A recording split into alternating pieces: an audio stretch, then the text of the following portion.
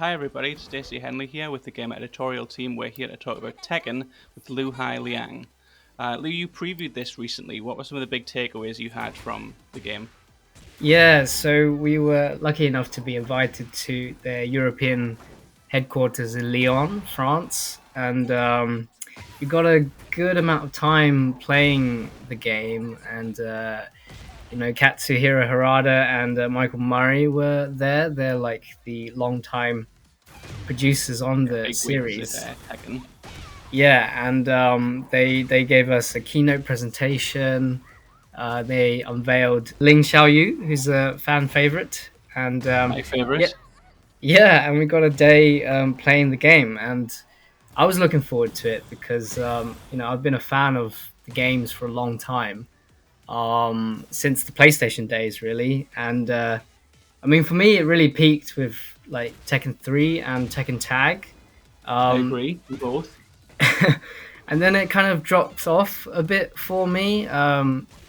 With maybe 5 or 6, and then 7, I felt was a little bit slim. I was kind of hoping Tekken 8 would be going back to its glory days. I mean, how do you relate to Tekken? Yeah, I think there's been a lot of people saying that, the idea that it will be a return to form. For me, the actual fighting was great in 7. I don't necessarily need the one-on-one fights to be much better than they were in 7. Obviously, you want a little bit different, some new characters, some new moves, etc., etc. We've already seen bits of that with Nina's showcase. We know she has some new moves coming back. But I think the bit about being slim is really part of it for me. I felt what I loved about Tekken 3 was there were so many extra modes to play with. There were Hmm. not just depth in terms of lots of characters, which I think fighting games go for now, but in terms of story mode, beat 'em up mode, different ways to experience what Tekken had to offer. And I think with 7, I wanted a little bit more, along those lines. Yeah, yeah. No, I completely agree. I still miss Tekken Ball to this day, and it was Tekken Force and Tekken Bowling and Tekken Tag was really Yeah, fun. I think for me, it kind of dropped off when it had this endless kind of mode where you'd fight to buy like a new hat and stuff like that. yeah. For me, it's Yeah, that was a more big problem with 7. You just unlocked coins upon coins upon coins, and then you'd buy the character that can have tan skin now. whereas for me, I think I really enjoy the kind of story aspects and, like you say, unlocking kind of all the story bits and having a proper arcade mode where you might play repeatedly to unlock new story FMV or new characters or new modes. So I was really looking forward to that with 8. Although we didn't actually, get much of that with the story. It was mostly just gameplay. Well, you But did. You asked about Heihachi and if he was going to be in it. You got quite an interesting answer on that. yeah, I did. I asked Harada if he's really dead. Because at the end of 7, him and Kazuya fight at a volcano, and Kazuya like delivers this big killer punch to him, and then throws him into the lava. So Yeah, he gets thrown into a volcano at the end of 7. It implied that he is, killed off, but he's the main character. Certainly the main exactly, antagonist has been for all the games. yeah, he's such a massive part of Tekken. So I was like, kind of, I really wanted to know if he's coming back, if he's really dead, and Harada and Murray just kind of laughed because like they were like, he looks pretty dead, right? And then Harada was like, told this story about he informing his team, his producers, to like make sure he's really dead because like in previous games he kind of comes back to life. Like there was Yeah, one game where a bunch of jacks fight him, and there's like missiles, and you think, oh, he looks pretty dead. And then obviously with Kazuya, he was thrown yeah, into a volcano in a previous game, but he comes yeah. back. I've done the volcano thing before. But he has like the devil gene, obviously. So he was like, make sure he's really dead.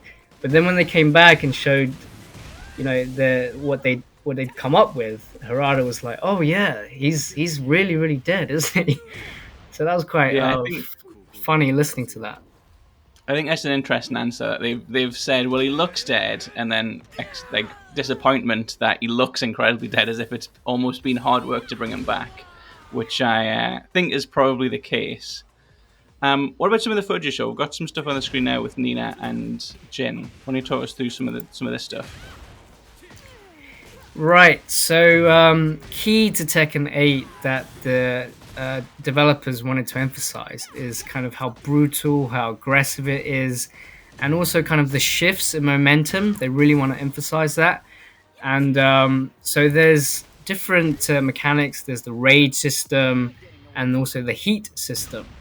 And what we're looking at here is that like sometimes the characters they'll charge up, and you'll see that with like kind of this red stuff, and you Red, know red on bar their at the top of the screen, yeah. yes, and oh, you see we see Jin now. He's doing a Yeah. rage art because his health is below a certain level, and he yeah you can like use this amazing kind of animation. You just hit one button, so it's been unified across all the characters. You just press R2 on the PS5 controller, and it That will seems like a real like adaptation for casual and newcomer players. 'Cause obviously, hardcore fighters are used to the different combinations, and Tekken's always had the button swap thing, so you could make some of the combos just one button. But making this is like the big thing that they're pushing. This is one of the things they wanted to really show off. To make that just one button really feels like they're trying to make this a more approachable game. Is that the impression you got? yeah. I mean, it looks spectacular, and obviously both players have access to it if their health goes to below a certain Yeah, level, and it can. I mean, it inflicts huge damage, and yeah. it will win you the round if both of you have low health. Um, so it looks really good, and I think maybe they have a mind to like esports or something, because obviously like from an onlooker's perspective, it looks really cool.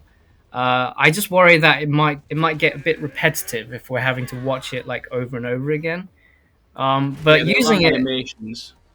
yeah, exactly. But it does look and feel really cool, especially when you pull one off and you take the round using it. That feels very satisfying. Yeah, definitely. It's obviously fighting games have always had the sense of a comeback mechanic. Tekken 7 had something similar, but this feels like you say with the one button press, like they're really trying to make almost like a saving throw kind of mechanic where you can be down but not quite out. Yeah, going back to the momentum shift thing. So, Mm. if you use the heat system, and so the heat system, once you set that off, it's supposed to emphasize the special characteristics of that particular character. And for example, with Ling Xiaoyu, it gives her she's supposed to have a better version of one of her stances. And Right.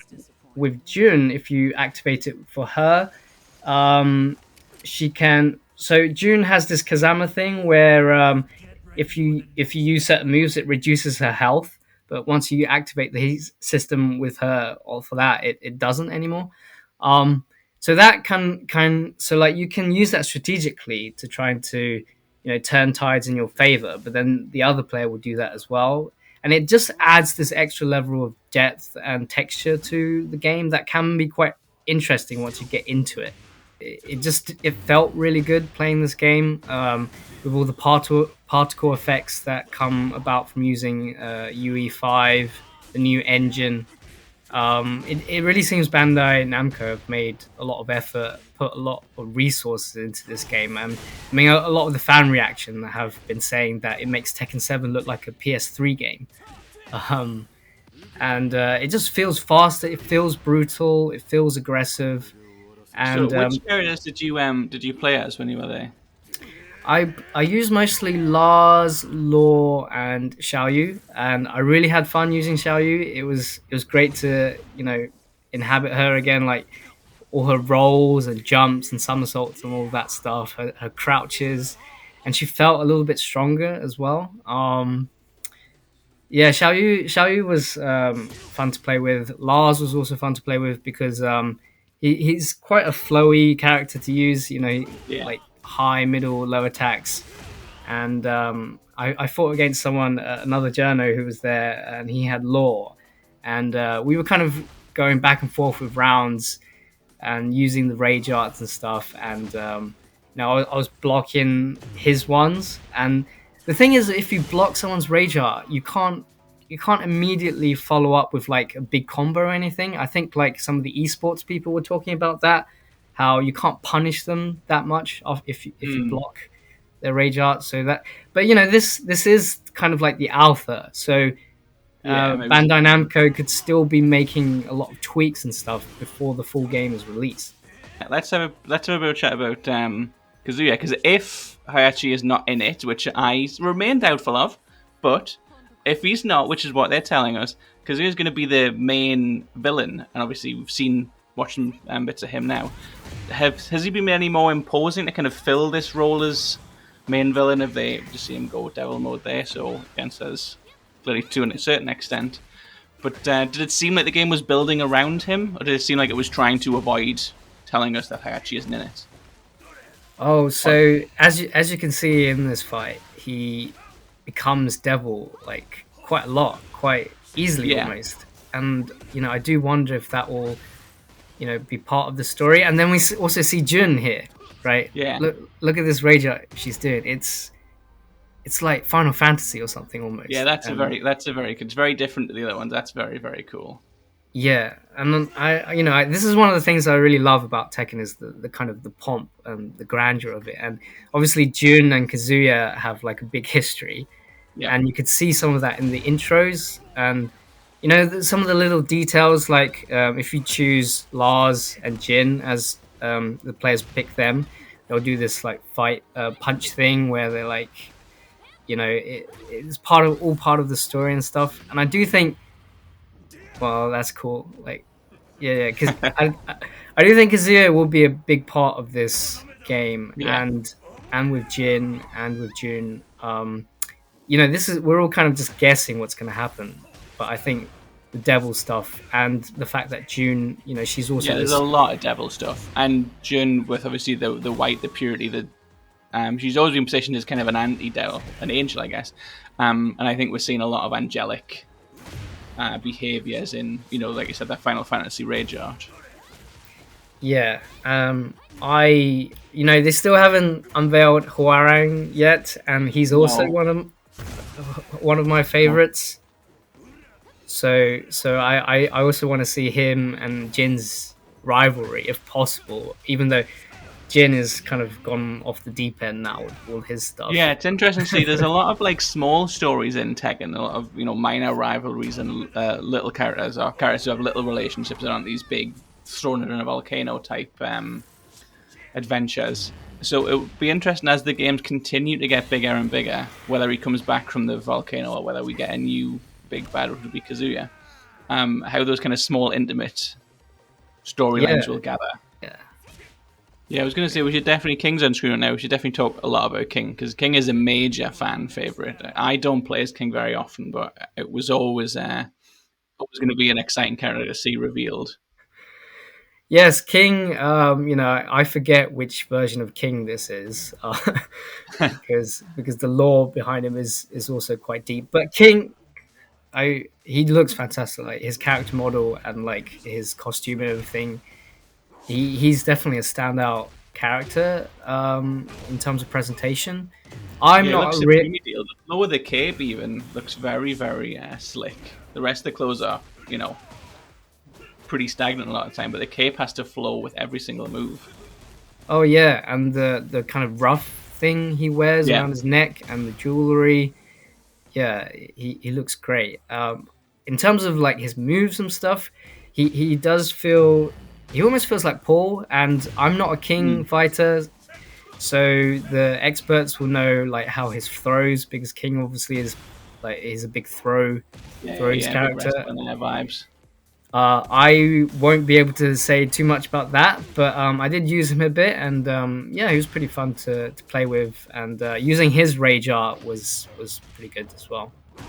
Yeah, I think it'll be really interesting to see what the esports fighting game community make of that because that is quite a big swing. It's a big gamble almost to get your opponent down to not very much health, but not finish them off. If you give them an inch, they can come back with rage arts. But I think for more casual players who play for bragging rights with their friends, I think it's a really cool mechanic to have. It's almost like the blue shell in Mario Kart. You're at the end, but you get to have this real comeback and damages people who are pummeling you. So no, I think that's a really cool thing to do. Thank you for listening. The full preview will be linked in the description below, and you can read it at thegamer.com. That is thegamer, no spaces.com. Don't forget to like and subscribe